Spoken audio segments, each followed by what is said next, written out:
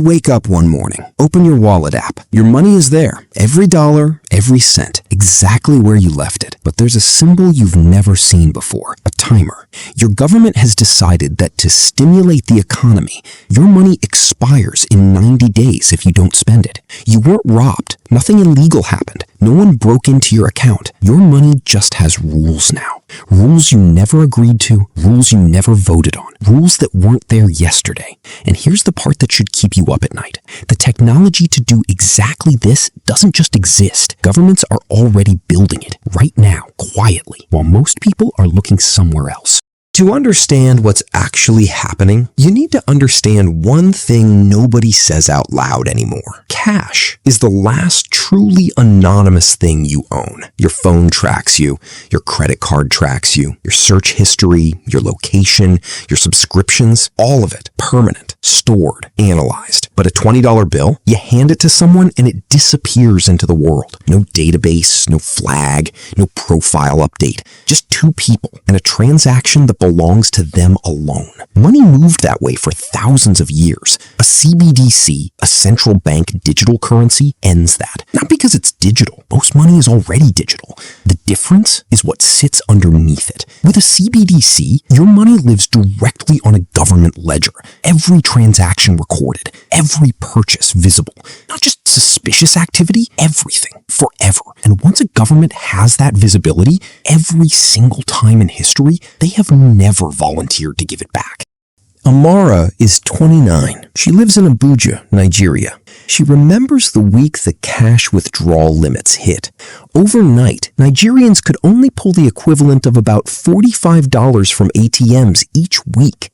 The government said it was about modernizing the economy, encouraging adoption of the eNaira, their new digital currency. Amara's mother ran a market stall, tomatoes, peppers, ground nuts. Her customers were mostly older women who carried cash because they'd never trusted banking apps, or couldn't afford a smartphone, or simply didn't see why they should need one to buy vegetables. Within 3 weeks, her mother's income dropped by half. Not because she broke the law, not because demand disappeared, not because she did anything wrong at all. The system around her just changed faster than she could. That's the part nobody puts in the press releases.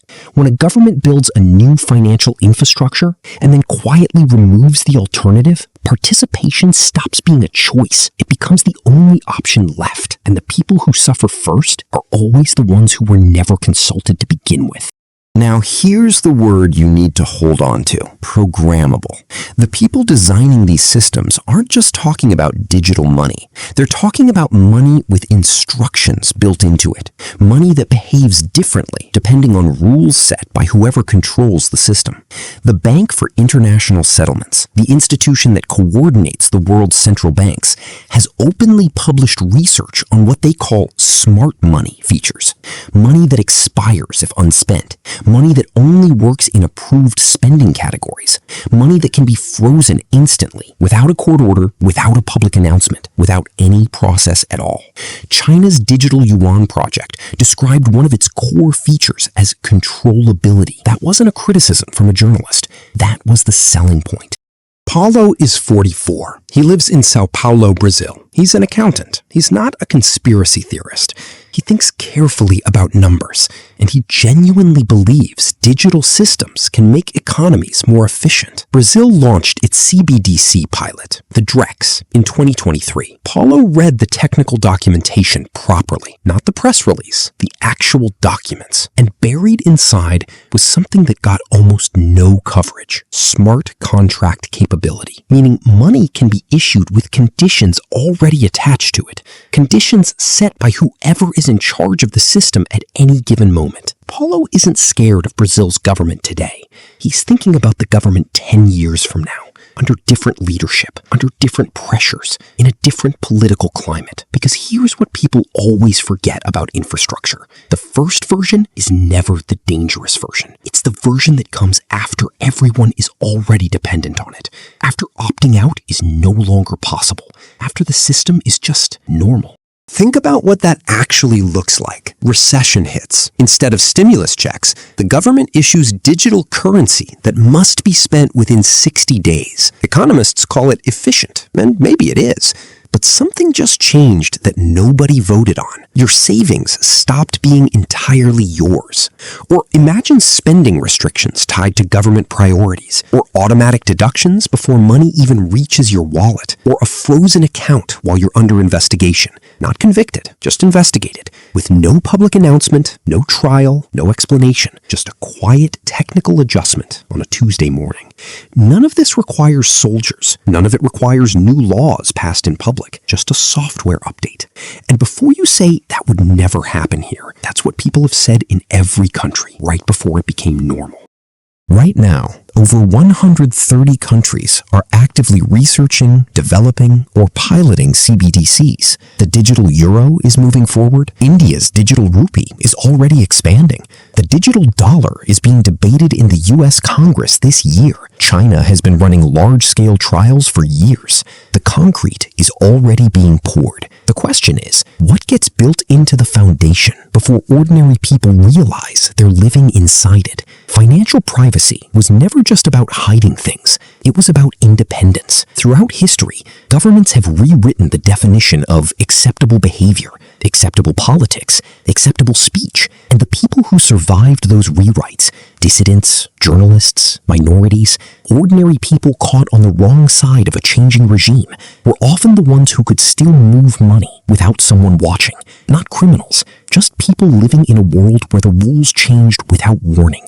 And that world is not ancient history. That world exists right now in dozens of countries for hundreds of millions of people. We are being told this is about convenience, about modernization, about financial inclusion and stopping corruption. Some of that is genuinely true. But underneath the convenience is a question nobody is asking publicly in any election, in any real debate. How much control over your money should any government have? Not this government, any government. The next one, the one after that. Because the system doesn't care who's in charge. It just waits. The handshake in the Saudi desert in 1974 changed the global economy for 50 years. Most people never heard about it while it was happening. This shift is happening right now, in offices in Beijing and Brussels, and Washington, and Frankfurt. Same pattern, different century. And by the time most people notice, the door they didn't see closing will already be closed.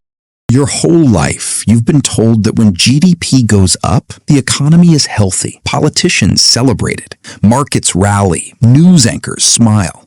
But GDP doesn't measure wealth. It measures spending. And spending can rise while real life gets worse. When a hurricane destroys a city and billions get spent rebuilding it, GDP goes up. When healthcare costs explode and you go broke paying for surgery, GDP goes up. When inflation surges and everything costs twice as much, GDP can still look strong. GDP is fake. Why economic growth is just a measure of inflation. See you there.